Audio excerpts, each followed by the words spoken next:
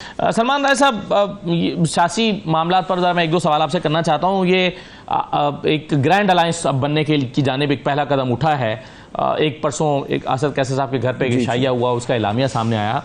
अमली तौर पर इसकी क्या सूरत मुमकिन है? ये क्या होगा? ग्रैंड अलायंस क्या करेगा? क्या आपकी जो एक एहतजाज की सियासत है, ये अलायंस उसका हिस्सा बनेगा? मिलकर कोई नया इसका नाम रखा जाएगा? क्या खद्दोखाल इसके होंगे? किन लाइन्स पे काम हो रहा है? देखिए, अभी कुछ भी कहना कबल अज़ वक्त है। ये बात बिल्कुल वाज़ेह है कि मुल्क में इस वक्त बेचैनी है। इस वक्त तमाम जो अपोजिशन की जमातें हैं उनकी ये राय है कि मुल्क में आईनी निज़ाम जो है वो मुअत्तल हो चुका है, हमारे बुनियादी हुकूक हमें हासिल नहीं है, इलेक्शन लूटे जा रहे हैं, इलेक्शन का कोई मतलब नहीं रहा, जमहूरियत तबाहाल है, एक ऐसी हुकूमत कायम है जिसकी ना जड़ें हैं ना जिसको कोई लेजिटिमेसी हासिल है।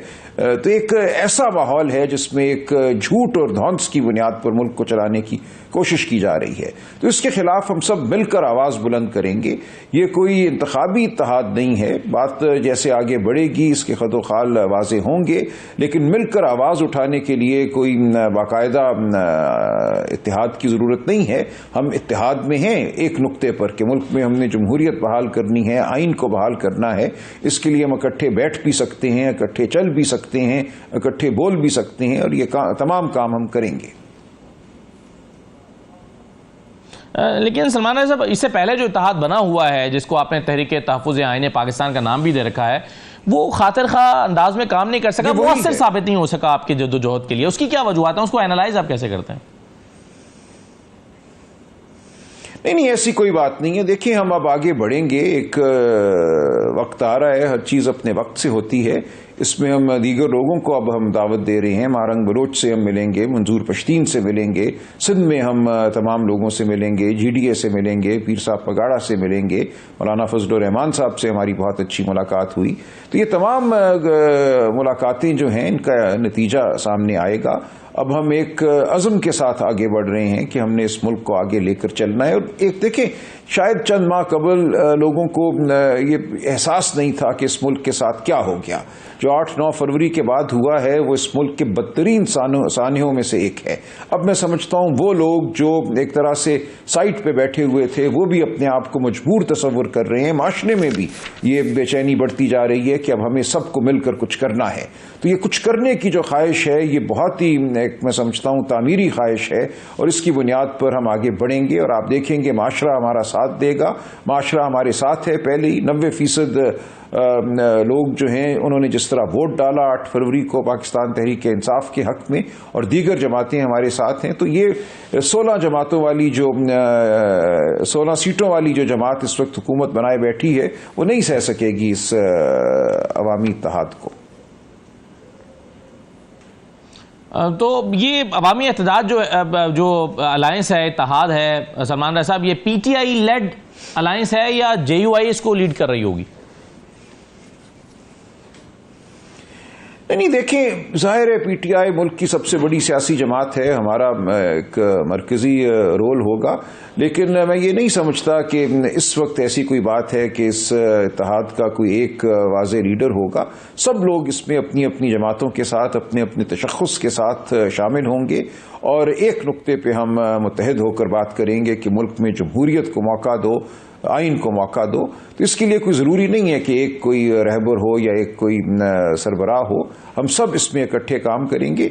तंजीमी मामलात के लिए हो सकता है कोई कन्वीनर हो, कोई राब्ते के लिए पहल करने का काम करे, लेकिन ये एक इत्तेहाद होगा जिसमें तमाम जमातें अपना जो उनका वेट है, जो उनका हुजूम है पाकिस्तान की सियासत में, उसके हवाले से हिस्सा डालेंगी। सलमान साहब, 8 फरवरी को क्या होने जा रहा है? यौम से आप बना रहे हैं लाहौर में। अगर जलसे की इजाज़त नहीं मिलती तो क्या होगा? फिर नहीं होगा जलसा, और उसके बाद फिर सबसे सवाबी में एक्टिविटी होगी?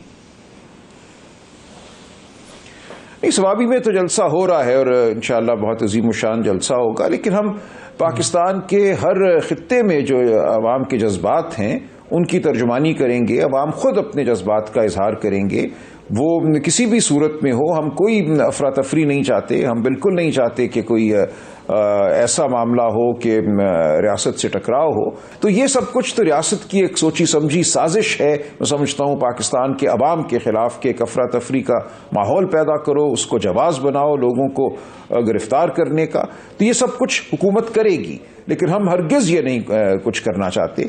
हम बड़े पुरवकार अंदाज में, पुरशको अंदाज में अपनी आवाज़ बुलंद करेंगे।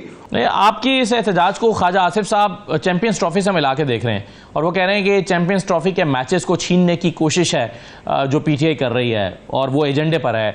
तो आपका एहतजाज और फिर आइंदा दिनों में चैंपियंस ट्रॉफी आने जा रही है, सिर्फ 8 की एक्टिविटी है, क्योंकि उसके बाद तो फिर 20-25 नहीं, देखिए हम फैसले अपने करते रहेंगे और हम कोई ऐसा इरादा नहीं रखते कि हम किसी मखसूस इवेंट को डिस्टर्ब करें, ख़राब करें। जो आवाज़ बुलंद करने का अमल है ये एक मुसलसल अमल है, हम मुसलसल अपनी बात करते रहेंगे, आइन की बात, कानून की बात। तो इसको वो लोग जो खुद एक दरवाजे के जरिए आकर एक कुर्सी पे बैठ गए हैं, कुछ तो उन्होंने कहना है ना, वो उनको कहने दें। हमारा कोई मकसद नहीं है, ना हमारा कोई इरादा है किसी किस्म की अफरा तफरी पैदा करने का। सलमान साहब, आपकी मुसलसल इमरान खान साहब से मुलाकातें हो रही हैं। इमरान खान साहब जो हैं उन्होंने एक खत लिखा था 2 दिन पहले जो बहुत ज़ेर बहस रहा, जिसका नून लीग मजाक भी उड़ा दिया कि इसका कोई जवाब नहीं आया। इरफान सिद्दीकी साहब ने तो यहाँ तक कह दिया कि जवाब तो छोड़िए, रसीद तक नहीं आई। तो इस खत का बुनियादी तौर पर मकसद क्या था और ये खत क्या कोई खुला खत था या खत कोई पोस्ट भी किया गया है? क्योंकि जेल इंतजामिया कह रही है कि ऐसा खत लिखना मुमकिन ही नहीं है जेल से। तो नहीं, ये खुला खत है, ये पाकिस्तान के अवाम के जज्बात की तर्जुमानी है।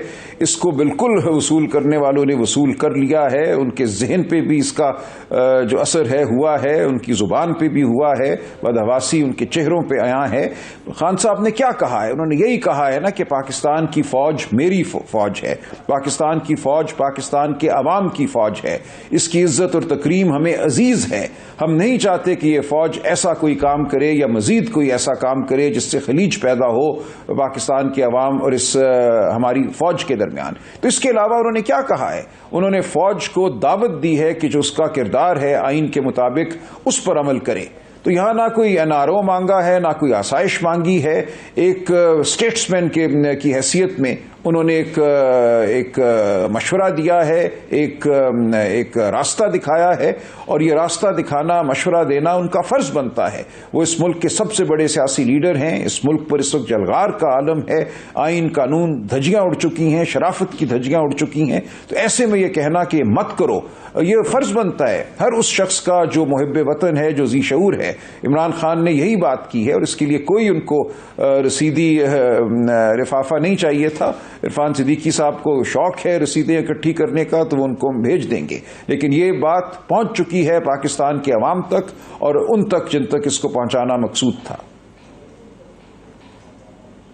सलमान साहब, अब इसमें कोई शक नहीं है कि अपोजिशन की बहुत सी जमातें या तकरीबन सभी जमातें आपकी अब हम आवाज़ हो गई हैं, लेकिन महज हम आवाज़ होने से मंजिल नहीं मिल सकती या वो नतीजा खेज नहीं हो सकता जो आपकी डिमांड्स हैं। तो आपकी इसके लिए या सड़क गर्म करनी पड़ेगी, कोई बड़ी तहरीक चलानी पड़ेगी, एक प्लेटफॉर्म शेयर करना पड़ेगा। अभी मौलाना फजल रहमान तैयार नज़र नहीं आते कि वो आपके साथ कोई प्लेटफॉर्म शेयर करें। फिर महज हम आवाज़ होना या आपके लिए कैसे सूदमंद साबित हो सकता है? देखिए, तो डिपेंड करते हैं ना कि आप ढूंढ क्या रहे हैं जिंदगी में। सूदमंद आप किसको कहते हैं? इमरान खान अब वज़ारत उज़्मा के तालिब नहीं है। हुकूमत बहुत छोटी चीज है हमारे लिए। हम पाकिस्तान को दुरुस्त करने के लिए अब आगे बढ़ रहे हैं। हम चाहते हैं पाकिस्तान में इदारों को उनके आईनी हुदूद में हम बंद करें। वो सब कुछ होगा, आप देखेंगे। सड़क भी गर्म होगी जब गर्म होना होगा, कौम उठेगी जब कौम ने उठना होगा। तारीख अपना रास्ता खुद निकालती है, तारीख मोड़ मुड़ती है, करवट बदलती है, ये सब कुछ होता है। इसलिए बेचैनी में ना पड़िए। हमारा मकसद और हमारा लाए अमल बहुत वाज़ेह है। हम किसी 1-2 महीने की के खेल में नहीं है मुलव्विस। हम पाकिस्तान के तारीखी अमल का हिस्सा हैं। हम पाकिस्तान को आइन, जमहूरियत और शराफत की जानिब लेकर जाना चाहते हैं। वो मंजिल जल्दी मिले या देर से मिले, हमारा नस्बुल ऐन यही है और इसके लिए हम कोशिश करते रहेंगे।